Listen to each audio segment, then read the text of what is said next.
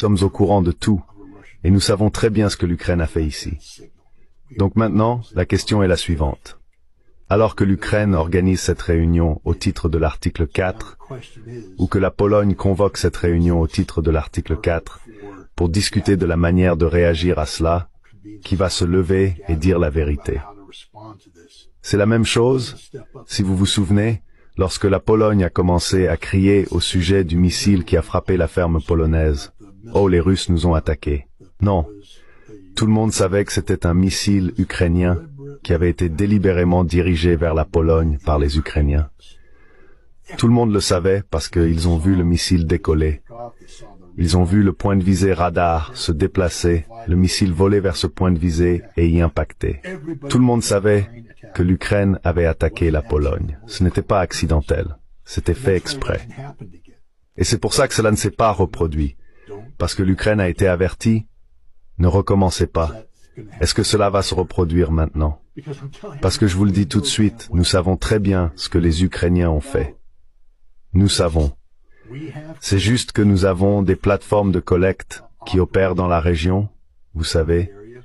Il n'y a pas un téléphone qui vibre sans qu'on le sache. Quand quelque chose est puissant, parce qu'il faut comprendre la puissance dont on parle ici, la puissance nécessaire pour prendre le contrôle d'un Shahed 136, ce n'est pas un seul capteur qui fait cela. Il faut submerger le système en concentrant des dizaines de systèmes Pokrova simultanément pour isoler, prendre le contrôle, s'emparer du contrôle, puis manipuler. C'est détectable, je ne vais pas vous dire comment. Je vais juste vous dire que c'est détectable.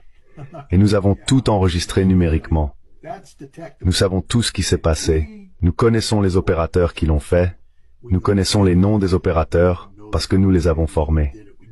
Vous voyez, l'Ukraine n'a pas inventé cela toute seule. Beaucoup de gens aident les Ukrainiens à faire cela. Pensez à Flex Industries. Vous savez, celle que les Russes viennent de faire exploser? Oui, d'accord. Ce sont donc ce genre d'industries, ce genre de choses qui se passent pour que l'Ukraine produise ces systèmes. Mais il ne s'agit pas de systèmes de faible puissance. Les systèmes de faible puissance ne détournent pas des Shahed 136 qui ont, vous savez, un blindage intégré à leur système.